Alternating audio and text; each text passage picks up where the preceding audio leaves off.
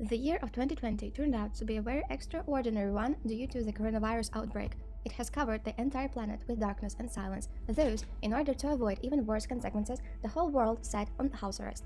In such sensitive times, when every other person's cough or sneeze caused panic and suspicion of others, traditional face-to-face communication became almost impossible as it endangered other people. This turned out to be a major obstacle for the companies and their HR departments, since communication is crucial for the operation of the healthy organization. But the roots of this problem lay much deeper, so let me break it down to make sure you'll all see what I mean. According to the Communication Statistics Report, only 24% of global employees said that they were highly engaged at work.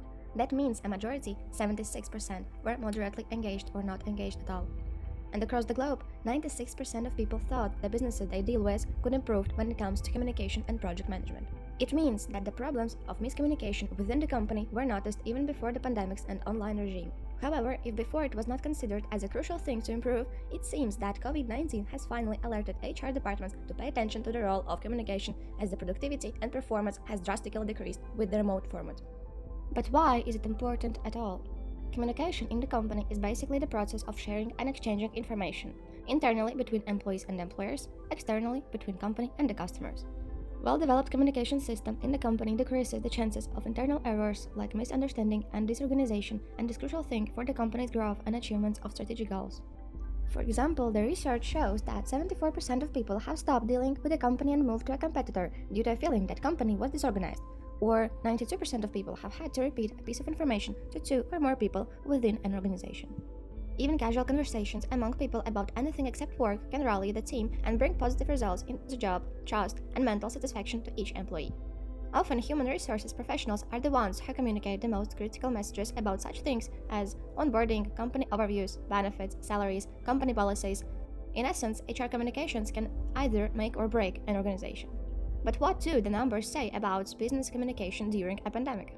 During the COVID-19 pandemic, a lot of businesses were forced to work remotely from the home office. Only in the USA, the percent of people working remotely increased from 31 to 62, which means that companies, especially the HR department, had to implement corresponding action plans, which would include audit, selection of goals, and according channels in order to maintain internal communication on the pre-pandemic level. Unfortunately, 60% of the companies do not have long-term internal communication action plans, which is one of the biggest threats.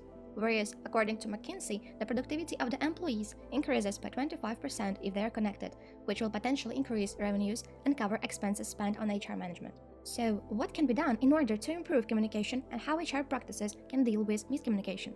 HR communication can retain employees by giving them the opportunity to be motivated and informed. Thus, during the hard times of pandemics, when the real-life communication has decreased to a record low level, it is important for each company to think how to boost communication and which opportunities to provide. Here we offer some tips. The first step towards the goal could be frequent meetings to foster communication. It can sound quite ordinary thing to do, however, most leaders need to communicate to staff far more often than they think is necessary. Also, private online conversation within 2 or more employees are also a good idea in order to discuss and share their achievements even in the online format. The HR leader should insist that their staff is having more often online meetings to discuss their success and struggles with the working hours.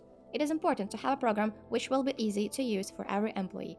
One of the examples could be the tool called Slack, which can be used for the online group meetings and private ones. Another very effective way is to create a safe channel to provide feedback.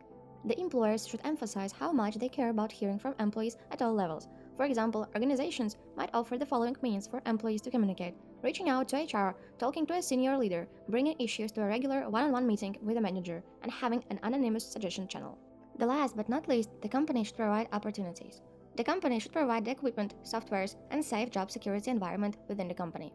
It means that HR department should now also consider the various circumstances of employees. Many people may not have the possibility to work as they used to.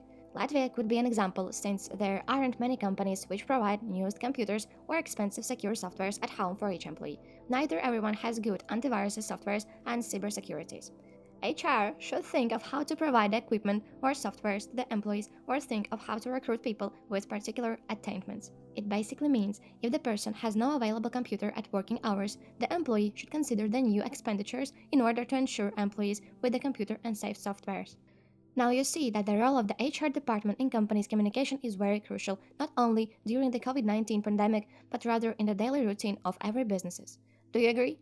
We would be glad to see your thoughts, and just drop a line in the comments.